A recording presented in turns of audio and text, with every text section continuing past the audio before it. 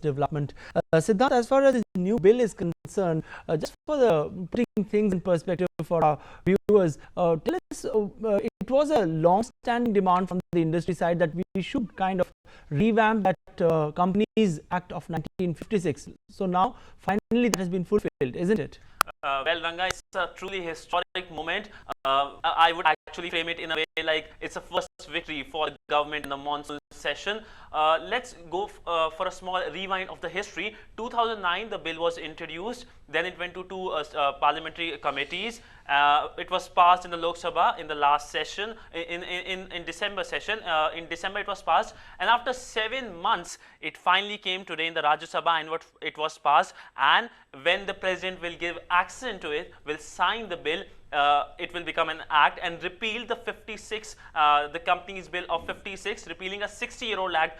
Why it was needed? Because remember the previous bill, which is still currently will be followed. The 56 bill, the Companies Act of 56, was put in the in perspective when the whole economy was socialistic in nature. There was more license raj, more regulations.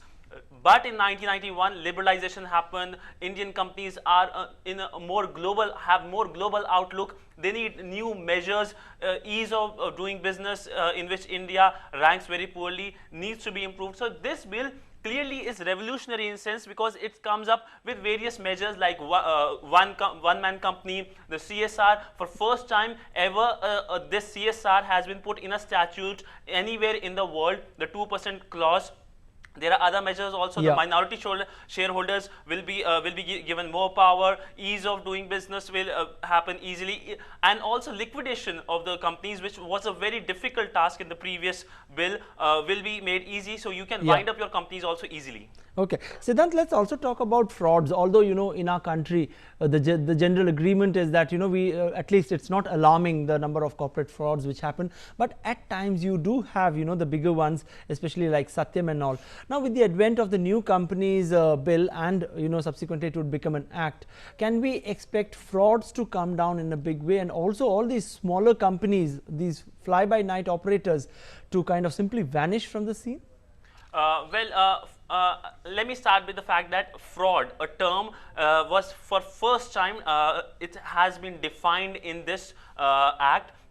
So definition will make it more easy to find out the frauds. The second thing is the SFIO, the Serious Fraud Investigation Office, has been given more teeth so that it can find out who is a person who is more culpable.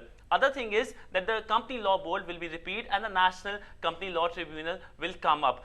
It has been a long-standing demand that this tribunal should come up, and this probably will ease the whole process of finding out frauds and possibly reduce the fraud, even though this is very hypothetical to reduce, to come up with a zero fraud thing.